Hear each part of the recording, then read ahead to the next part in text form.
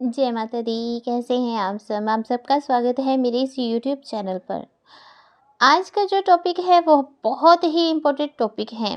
किसी सब्सक्राइबर ने व्हाट्सएप पर मैसेज किया है कि क्या माता काली की पूजा गृहस्थ लोग कर सकते हैं? क्या माता काली ने गृहस्थ जीवन को त्याग दिया है?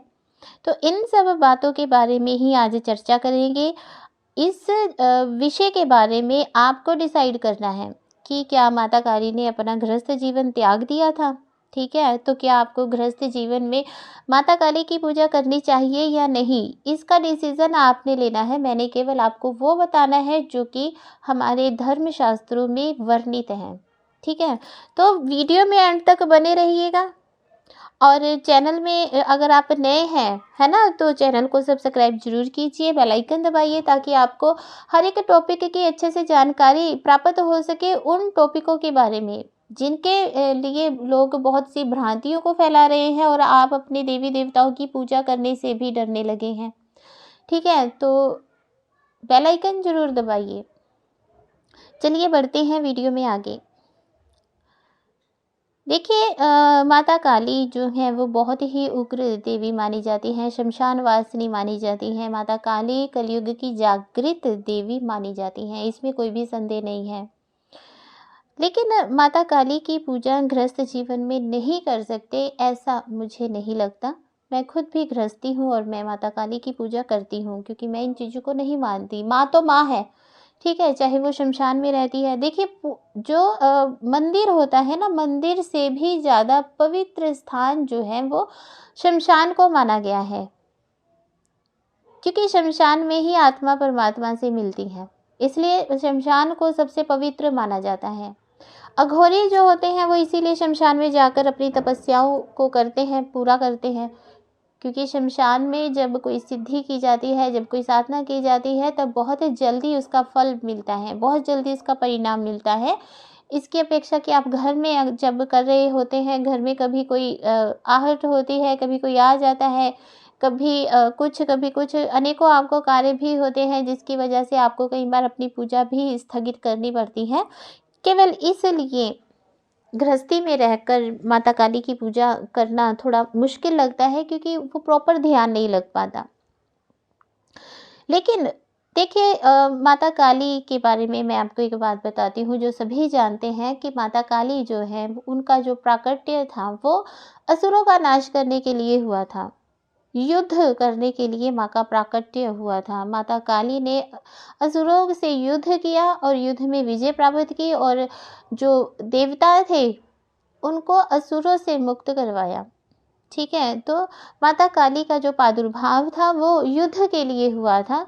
बहुत ही गुस्से में विकराल रूप में माँ काली ने अपना प्राकट्य किया और असुरों का नाश किया। और जब माता काली ने असुरों का नाश किया है ना, तो माता काली अपने गुस्से को कंट्रोल नहीं कर पाई। ये सब को पता है ना, वेदों पुराणों में लिखा हुआ है माता काली के बारे में ये सब बातें, कि जब वो अपने गुस्से को कंट्रोल नहीं कर पाई तब भगवान भोलेनाथ ने माता काली के गुस्से को शांत करने के लिए, क्योंकि अगर माता काली का गुस्सा शांत नहीं होता तो ब्रह्मांड के लिए बहुत ही बड़ी आपदा आ सकती थी, है ना, तो पृथ्वी भी नष्ट हो सकती थी। तो इसलिए भगवान भोलेनाथ ने माँ काली के वेग को शांत करने के लिए, वेग को रोकने के लिए और गुस्से को शांत करने के लिए माँ के रास्ते में वो लेट गए। तब माँ काली जब अपने क्रोधवश वो आगे बढ़ रही थी, तब वो क्रोध में थी और उन्होंने भगवान भोलेनाथ के सीने पर, उनकी छाती पर अपना पाँव रख दिया। तो जब माँ काली ने भगवान भोलेनाथ के ऊपर अपना पाँव रखा तब ग्लानिवश उनकी जिह्वा बाहर आ गई थी, ये सबको पता है।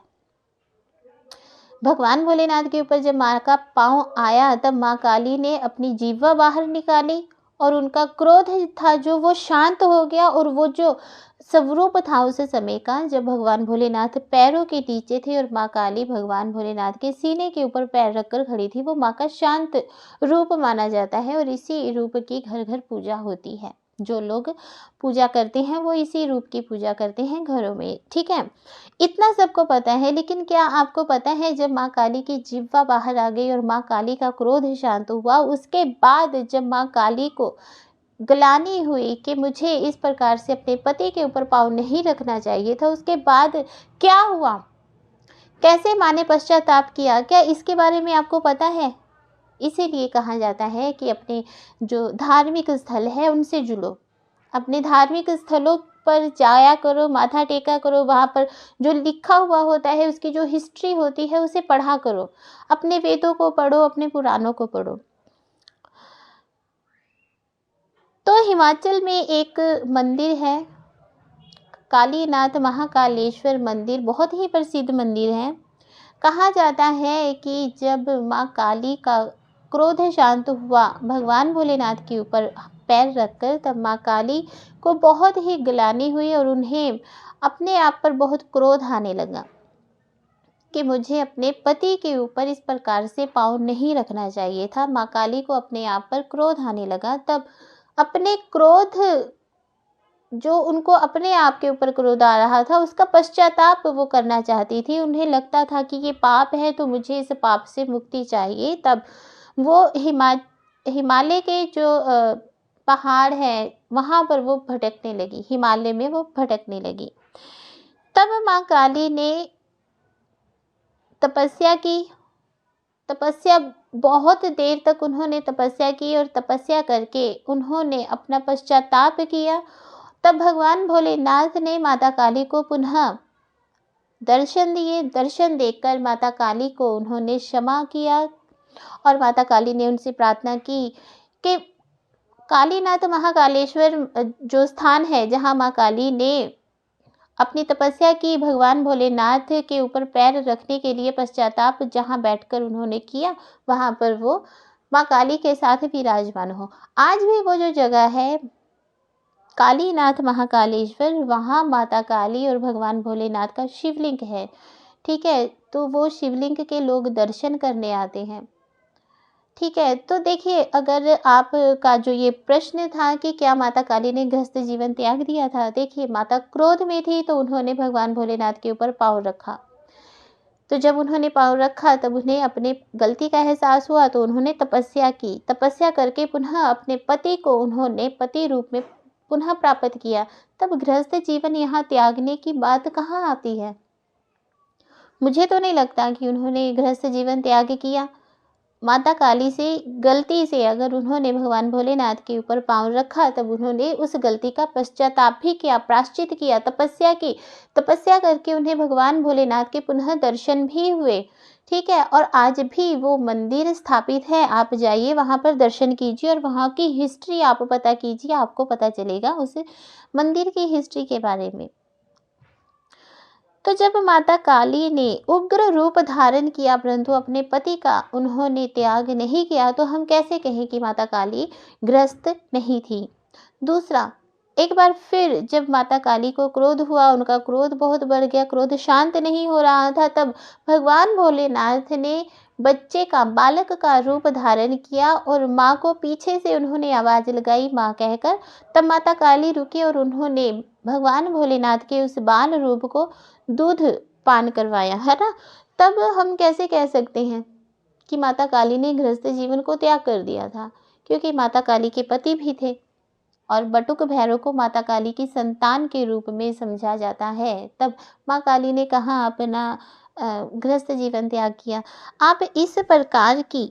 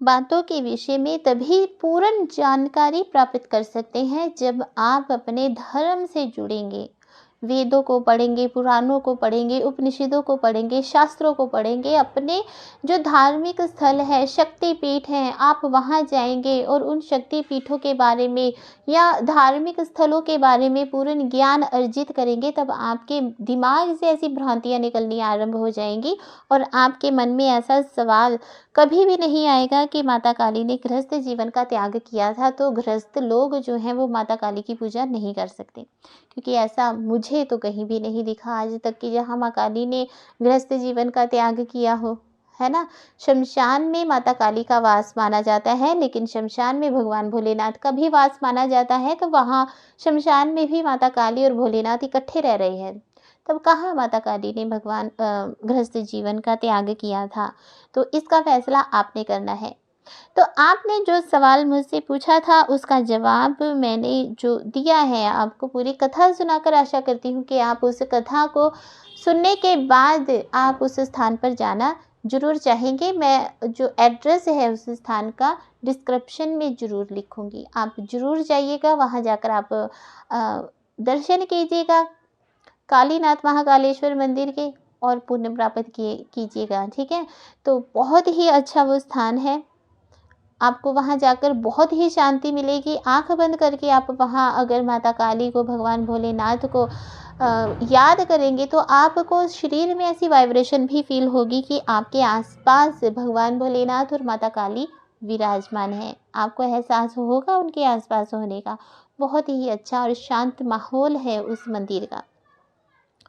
तो आप उस मंदिर में जाइए या उस मंदिर के बारे में आप कहीं से भी सर्च कीजिए ताकि आपको उस मंदिर के बारे में जानकारी प्राप्त हो सके। देखिए, जो अंधविश्वास है तभी फैलता है जब आपको किसी चीज़ के बारे में पूर्ण ज्ञान नहीं होता। अगर आपको किसी भी बात के ऊपर डाउट होता है तो उस डाउट को क्लियर कर लेना चाहिए, तो कभी भी अंधविश्वास नहीं फैलेगा, है ना। तो आप इस विषय के बारे में अच्छे से जान गए होंगे, समझ गए होंगे कि आपके सवाल का जवाब क्या है। तो आशा करती हूँ कि आप संतुष्ट होंगे। आप मुझे कमेंट बॉक्स में मैसेज कमेंट ज़रूर कीजिए कि आप अपने सवाल का जवाब पाकर संतुष्ट हैं या नहीं। जय माता दी, खुश रहिए, खुशहाल रहिए।